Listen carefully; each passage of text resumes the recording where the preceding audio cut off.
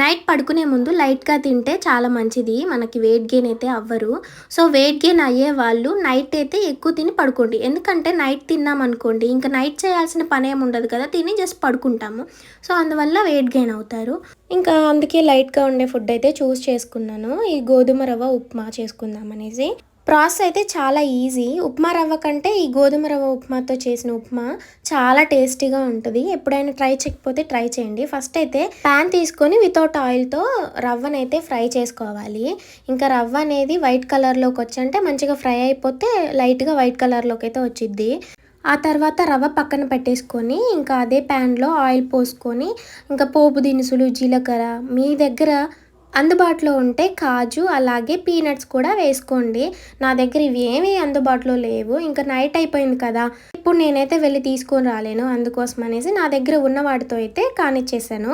మనం ప్రత్యేకంగా కారం అయితే యాడ్ చేయం కదా ఇందులోకి. అందుకే గ్రీన్ చిల్లీలు చిన్న చిన్నగా కట్ చేసుకొని వేసుకున్నాను.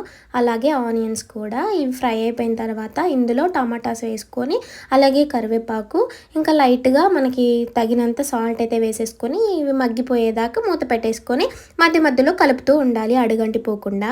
ఏం చేయాలక్క భలే చేస్తున్నావు వంటలు భలే చెప్తున్నావు కదా! అవును పొద్దున దాకా బాలేదని ఇప్పుడు భలే యాక్టివ్ అయిపోయావేంటి? ఆగండి చెప్తా. మీరందరూ అక్క టేక్ కేర్ అక్క అని చూపించిన ప్రేమకి నాకైతే ఎక్కలేనంత ఓపిక అయితే మళ్ళీ వచ్చేసింది. అందుకే డైలీ 4, 5 షార్ట్ వీడియోస్ పెడదామనేసి కంటెంట్ అయితే క్రియేట్ చేసుకుంటున్నాను. ఏదన్నా ఉంటే చెప్పొచ్చు కదా కంటెంట్ మీకు ఎవరికైనా తెలిస్తే అక్క కుకింగ్ వీడియోసే కాకుండా ఇంకేమైనా వీడియోస్ చేయొచ్చేమో కామెంట్ సెక్షన్‌లో షేర్ చేయండి. నేను ఎప్పుడో చెప్పాను.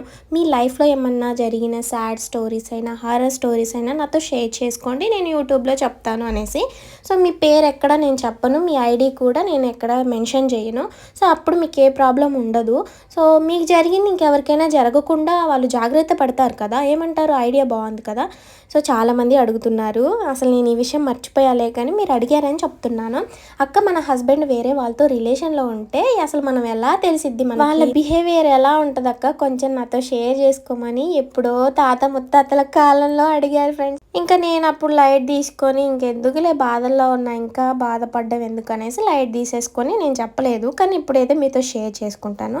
అలాగే ఉన్న వాళ్ళని ఈజీగా గుర్తుపడతాం వాళ్ళ బిహేవియర్. స్టార్టింగ్ ఏంటంటే ఫస్ట్ నుంచి ఆయన ఫోన్ పాస్వర్డ్ నీకు తెలిసినా మధ్యలో అయితే మార్చేస్తారు. ఎందుకనంటే నా ఇష్టం అని అంటారు. అదొకటి. ఇంకొకటి ఏంటంటే వాళ్ళ బిహేవియర్ చాలా చేంజ్ ఉంటుంది.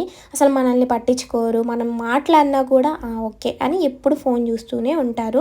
ఎప్పుడైనా మనం ఫోన్ తీసుకుంటే మస్తు భయపడతారు. అబ్బా ఇట్ట చెప్పుకుంటూ పోతే మస్తు ఉన్నాయి ఫ్రెండ్స్. ఇంకా నేను అనదర్ వీడియోస్లో షేర్ చేసుకుంటాను. ఇప్పుడైతే పిల్లలకైతే పెట్టాను.